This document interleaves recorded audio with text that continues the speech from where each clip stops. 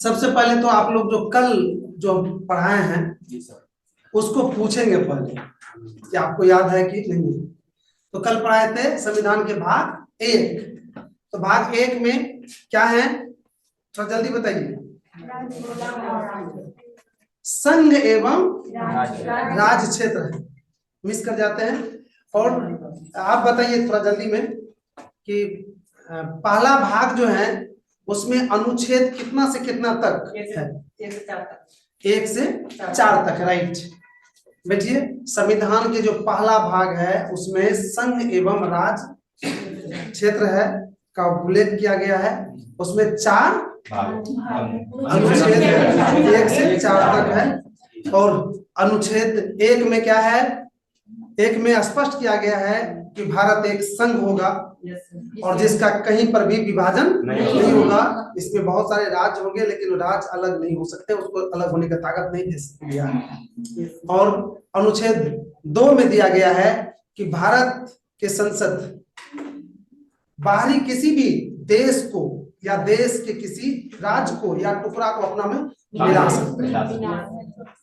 और तीसरा अनुच्छेद 3 में दिया गया है कि भारत के जो राज्य हैं उन राज्यों के नाम में संसद परिवर्तन कर सकते हैं, उसके क्षेत्र में बदलाव कर सकते हैं, उसके 2 जो अलग अलग राज्य है उसको मिला सकते हैं, उससे अलग दूसरा राज्य बना सकते हैं। और चौथा में दिया गया है कि अनुच्छेद 2 और अनुच्छेद 3 में जो कुछ भी करेगा संसद तो राष्ट्रपति के बिना अनुमति से करेंगे, राष्ट्रपति के अनुमति की यहाँ पर जरूरत नहीं है। यही था ना चारों अनुच्छेद। तो 4 अनुच्छेद आपने कल अच्छी तरह से समझ चुके थे। और आज हम पढ़ेंगे संविधान के भाग कितना 2। तो संविधान के भाग 2 में क्या है पहले उस पर चर्चा करते हैं। इसमें नागरिकता है,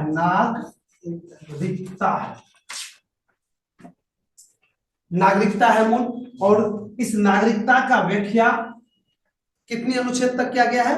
5 से 11, क्योंकि 4 तक आपने पढ़ चुके थे। कितना अनुच्छेद कितना था? 5 से 11 अनुच्छेद 5 से 11 तक किया गया। ये हल्का है, ये जो अनुच्छेद 5 से 11 की बात कर रहे हैं बस 2 मिनट की बात है, इसमें हो जाएगा। लेकिन आज सबसे पहले बात है कि ये नागरिकता, ये जो नागरिकता है ये क्या है, इसको सबसे पहले हम लोग समझेंगे कि नागरिकता क्या है, ये क्यों दिया गया है, इसमें नहीं दिया गया है। अब नागरिकता क्या है? एक अधिकार का नाम है जो देश के द्वारा उस व्यक्ति को दिया जाता है जो उस देश के कहीं न कहीं अस्थायी रूप से निवासी होते हैं। इसके लिए हम आगे बताएंगे कि नागरिकता किसको मिलेगा, क्या मिलेगा, नहीं मिलेगा। पहले हम सिर्फ नागरिकता पर चर्चा कर रहे थे, शायद नागरिकता समझ में आ गया कि नागरिकता एक व्यक्ति का अधिकार है जो किसी देश के द्वारा दिया जाता है। और यह अधिकार मिलने के बाद व्यक्ति राजनीतिक क्षेत्र में अर्थात शासक के निर्वाचन में मतदान करते हैं या अन्य पदाधिकारी के नियुक्ति में भागीदारी निभाते हैं या देश के किसी भी निर्णय में वो हिस्सेदारी करते हैं। वही अधिकार क्या कहलाते हैं? नागरिकता। अगर नागरिकता नहीं है तो ये सब काम में उसको हिस्सेदारी लेने का कोई अधिकार नहीं है। आज हम लोग को भी नागरिकता दिखाने के लिए अब देखते हैं अपने भारत में आधार कार्ड शुरू किया गया है। ये आधार कार्ड भी नागरिकता का एक प्रतीक है। सिर्फ भारत के लोगों को ही ये आधार कार्ड मिल सकता है। पैन कार्ड, ये सिर्फ भारत के लोगों को ही ये पैन कार्ड, आधार कार्ड इत्यादि मिल सकता है। ये अगर मिल गया तो समझ जाइए लगभग कि वो क्या है, नागरिकता है। तो अब हम लोग चलते हैं नागरिकता के थोड़ा सा किस्सा कहानी, वो कहाँ से शुरुआत हुआ, क्या हुआ, नहीं हुआ, मैं थोड़ा बता दूं। दुनिया में सबसे पहले, जी दुनिया में सबसे पहले नाम सुने होंगे अरस्तु का। अरस्तु का नाम सुने होंगे जो यूनान के रहने वाले थे। सबसे पहले नागरिकता पर वही चर्चा किए थे सबसे पहले। और उन्होंने कहा था कि नागरिकता उसे कहते हैं जो किसी शहर में, किसी देश में जो व्यक्ति हैं वह उस देश उस शहर के शुभ चिंतक हैं, उसके विकास की बात करते हैं, वही क्या कहलाते हैं? नागरिकता कहलाते हैं या नागरिक। उसी को नागरिक कहते हैं, उसी को नागरिकता का अधिकार दिया जाता है। तो सबसे पहले इस शब्द का प्रयोग, इस पर अपने मत, इस पर अपने राय कौन दिए थे? अरस्तु दिए थे। सबसे पहले अरस्तु दिए थे। और जब भारत आजाद हुआ तो भारत में जो आजादी मिली तब फिर भारत सरकार ने इसको ही देख लीजिए भाग 2 में ही इसको स्थान दिया गया है। तब लगा कि भारत के लोगों को ये जो नागरिकता जैसे अधिकार है ये मिलना चाहिए, और किस तरह से मिलना चाहिए, नहीं मिलना चाहिए, इसका अध्ययन करने के लिए शायद मालूम होगा कि भारतीय संविधान में जो नागरिकता शब्द जोड़ा गया है, नागरिकता जैसे अधिकार जोड़ा गया है, ये इंग्लैंड से लिया गया है।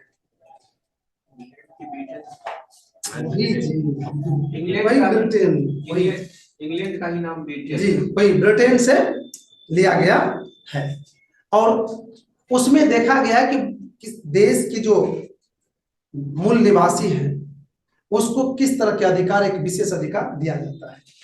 तो आपने यही देखे कि भारत के संविधान में जो ऐड है ये ब्रिटेन से लिया गया, और नागरिकता शब्द का सबसे पहले प्रयोग अरस्तु साहब ने किए थे। अब हम थोड़ा सा आगे बढ़ते हैं। भारतीय संविधान के भाग 2 और अनुच्छेद 5 से 11 के बीच, 5 से 11 तक इस नागरिकता के संबंध में चर्चा किया गया है कि नागरिकता किसको मिलना चाहिए, नहीं मिलना चाहिए, क्या मिलना चाहिए, नहीं मिलना चाहिए। इसके विषय में पूरा डिटेल्स 5 से 11 के बीच में दिया गया है। अब हम थोड़ा सा ये बताने जा रहे हैं कि भारतीय संविधान में जो नागरिकता संबंधी कानून जो बना वो कब बना। ये सबसे पहले 1955 ईस्वी में, ये याद रखना है आपको, कितना ईस्वी में? 1955 ईस्वी में।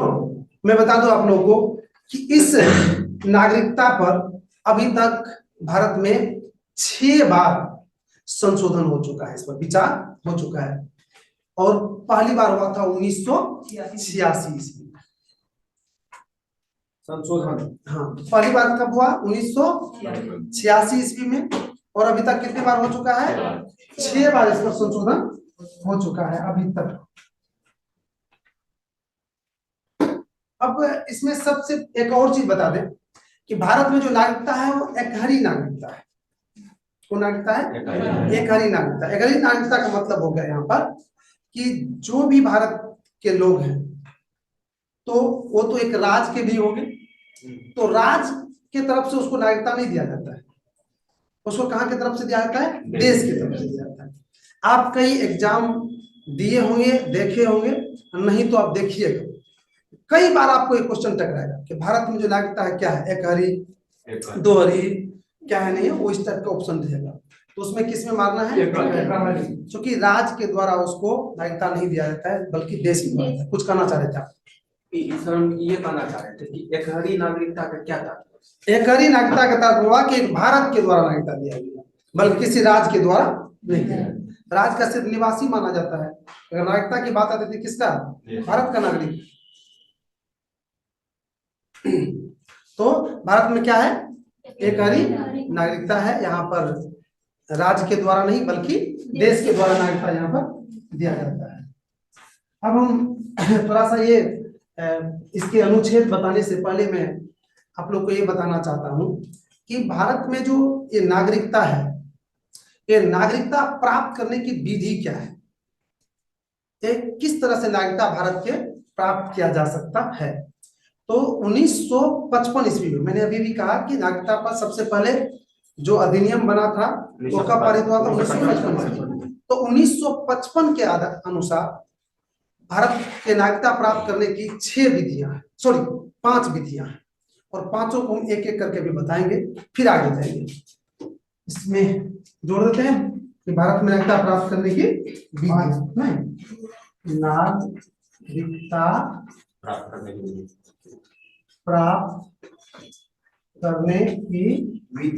विधियां।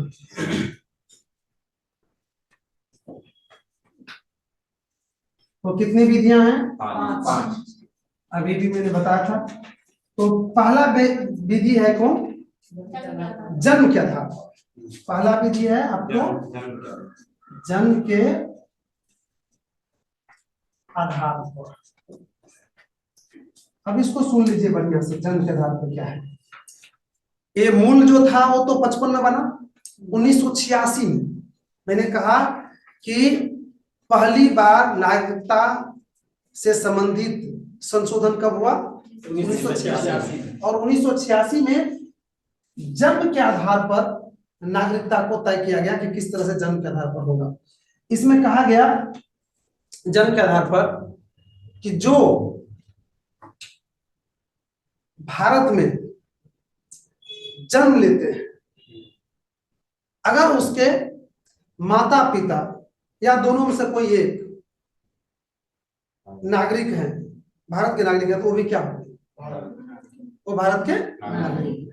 फिर से एक बार सुन लीजिए हमने क्या किया। हम बोले कि जो भारत में जन्म लेते हैं और उसके माता पिता या दोनों में से कोई एक भारत के नागरिक है, तो वो भी बच्चा जन्म लेने वाले बच्चा क्या कहेंगे? क्योंकि भारत में तो कुछ ऐसे भी लोग जन्म लेंगे ना जो भारत का नागरिकता नहीं है, नेपाल से आ गया काम करने के लिए, यहाँ जन्म लेगा, तो क्या उसको नागरिकता मिल जाएगा? नहीं मिलेगा। किन बच्चा को जन्म लेने वाले किन बच्चा को जन्म मिलेगा? जिसके या तो माता पिता दोनों हैं या दोनों से कोई है। आप ये कैसे होगा? मान लीजिए आप कह सकते हैं कैसे होगा, तो नेपाल है, नेपाल से आप शादी कर सकते हैं, तो नेपाल से शादी किए तो आपको तो नागरिकता भारत का है, उस महिला को नहीं मिलेगा नागरिकता, लेकिन उसके बच्चा जो जन्म लेगा उसको नागरिकता मिल जाएगा।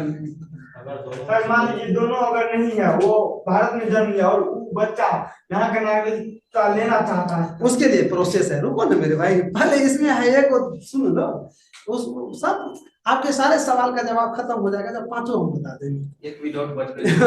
अभी तो एक पर जाइए ना कि ये जन्म के आधार पर हो गया कि भारत क्षेत्र में जन्म लेने वाले वह बच्चे को स्वतः नागरिकता प्राप्त हो जाता है। इसमें उल्लेख किया गया है स्वतः नागरिकता प्राप्त हो जाता है जो जिसके माता पिता या दोनों में से कोई एक भारत के नागरिकता प्राप्त कर चुके हैं या भारत के नागरिक हैं। हो गया क्लियर? दूसरा क्या है? दूसरा है मेरे भाई वंश के आधार पर। वंश के आधार पर यह हुआ कि दुनिया के किसी भी क्षेत्र में किसी भी देश में जन्म लिया वो बच्चा और उसके माता पिता अगर भारत के हैं, नागरिकता प्राप्त कर चुके, तो वह बच्चा चाहे इंग्लैंड में क्यों नहीं जन्म लिया हो, उसको नागरिकता देगा कौन? और यही हुआ वंश के आधार पर। वो भी है ना, तो शायद दूसरा देख लीजिए वंश के आधार पर कि आपके माता पिता अगर भारत के हैं और उनके बच्चे कहीं भी जन्म लिए तो उसको भी नागरिकता भारत सरकार। और तीसरा है मेरे भाई पंजीकरण द्वारा। तीसरा पंजीकरण द्वारा। पंजीकरण में क्या होता है मेरे भाई कि आप कहीं दूसरे देश से आए हैं और आप यहाँ की नागरिकता प्राप्त करना चाहते हैं, तो सरकार को आप रजिस्ट्रेशन करवाएंगे। सरकार जांच पड़ताल करेगी कि आप सही में नागरिकता प्राप्त करना चाहते हैं या नहीं चाहते हैं।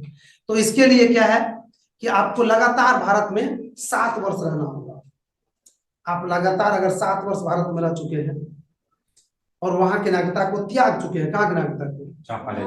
जहां पहले से आए, तो उसके लिए एप्लीकेशन आप लगा चुके हैं, तो हाँ तो आपको यहाँ की नागरिकता मिल जाए। वहाँ का जो नागरिकता खत्म हुआ है वो प्रूफ यहाँ शो करना, हाँ शो करना पड़ेगा, जैसे वो सर्टिफिकेट दिखाना पड़ेगा, एप्लीकेशन लगाना पड़ेगा ना कि हम वहाँ की नागरिकता छोड़ दी, अब वहां पर हम नहीं, यहाँ पर लगातार आप 7 साल रह चुके हैं, तब आप रजिस्ट्रेशन वही फॉर्म लगा के रजिस्ट्रेशन कर सकते हैं।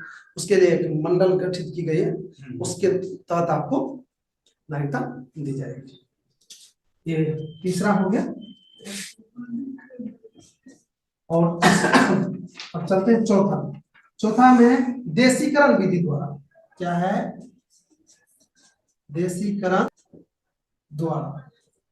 देशीकरण विधि क्या होता है कि जो व्यक्ति भारत में 10 साल तक लगातार रह चुका है और भारत में के विज्ञान को आगे बढ़ाने में, कला को आगे बढ़ाने में, इसको मजबूत बनाने में अपना अहम योगदान दे चुके हैं या दे रहे हैं। और यहाँ की किसी एक भाषा के, कम से कम किसी एक भाषा के उसको पूर्ण ज्ञान है, चाहे यहाँ की जो भी भाषा है उसके एक भाषा का पूर्ण ज्ञान है, तो उन व्यक्ति के आग्रह पर उसे भारत सरकार नागरिकता दे सकती है। समझे इसमें क्या कहें हमने कि दुनिया के किसी भी देश के लोग हैं और भारत में लगातार 10 साल रह चुके हैं, यहाँ के किसी एक भाषा का भी जानकारी उसको पूर्ण रूप से हो गया है और भारत के कला को आगे बढ़ाने में, विज्ञान को आगे बढ़ाने में, इस देश को मजबूत बनाने में उसका अहम योगदान है, तो उन व्यक्ति के आग्रह पर भारत सरकार उसको नागरिकता दे सकती है। और 5वां नंबर में है, 5वां नंबर में है अर्जित भूमि। भूमि द्वारा भी लगा सकते हैं, अर्जित भूमि द्वारा भी लगा सकते हैं। ये अर्जित भूमि क्या होता है वो सुन लीजिए। भारत जब किसी दूसरे देश को अपने में मिलाएगा या दूसरे देश के कोई राज्य को मिलाएगा, कोई क्षेत्र को मिलाएगा, तो वो जैसे ही मिलाएगा तो वहां की जो जनता होगी, वहां की जो जनता होगी वह स्वतः ही उसको भारत सरकार नागरिकता प्रदान कर देगा। जैसे सिक्किम देख लीजिए, हाँ, सिक्किम जैसे ही भारत में मिला तो भारत सरकार क्या क्या वहां की जनता को नागरिकता दे दिया। अब अभी जो आपने क्वेश्चन कर रहे थे कि ये तो नागरिकता इस तरह से ले लिया, क्या और कोई डाउट है इस नागरिकता में? क्या सर मान लीजिए सर नागरिकता यहाँ पे बोल रहे हैं 7 साल या 10 साल हमको रहना पड़ेगा। हम जो बाहर से आएंगे तो सबसे पहले तो हमको आप रखिएगा ना, आप बोलिएगा यहाँ का रखिएगा नहीं, कैसे नहीं रहता, वीजा लेके नहीं रहता है। अब इसमें तो डाउट नहीं है, ये जो मैंने 5 तरीका बताया शायद इसमें क्लियर हो गया होगा कि आपको की नागरिकता कैसे प्राप्त किया जाएगा। बिल्कुल जुबान पर रखना है, जैसे मैंने कल वाला बात बताया और आज वाला भी बताते हैं। बिल्कुल घर पर जाके कम से कम इसको एक बार रीड करके देख लीजिएगा। किसको? ये जो अभी है अपने आप याद हो जाएगा, पूरा संविधान याद हो जाएगा अपने आप। अब आइए, मैं बात कर रहा था कि तभी से आप लोग बात कर रहे थे कि जब कोई व्यक्ति खुद की नागरिकता समाप्त कैसे होगी। मान लीजिए कोई नागरिकता ले लिया है तो कुछ हो कर देगा, वो कैसे समाप्त होगा उस पर बात करते हैं। सबसे पहले नागरिकता जो समाप्त करते हैं यहाँ के, तो गृह मंत्रालय द्वारा नागरिकता समाप्त होती है। अब किसकी नागरिकता समाप्त करते हैं वो सुन लीजिए। सबसे पहला व्यक्ति जो देश विरोधी काम करता है, जो देश विरोधी काम करने लगता है, भारत के गृह मंत्रालय को यह अधिकार है कि उसकी नागरिकता समाप्त कर सकता है। और दूसरा उस व्यक्ति को जो पागल हो गया है, पागल व्यक्ति को भी नागरिकता समाप्त कर सकता है, क्योंकि कुछ कर सकता है। वो जाके कहीं पाकिस्तान में किसी देश में घुस जाएगा, कह देगा नागरिकता नहीं समाप्त करेगा, भारत का जासूस है। भारत सरकार उसका जवाब दीजिए। उसकी नागरिकता जैसे ही समाप्त कर दिया, उसके बाद अगर कहीं कुछ करता है जाके, तो भारत सरकार को या भारत पर कोई जवाबदेही उसकी नहीं है, वो तो लवारिस आदमी हो गया। तो चलिए आज की पढ़ाई को यहीं पर विराम दें।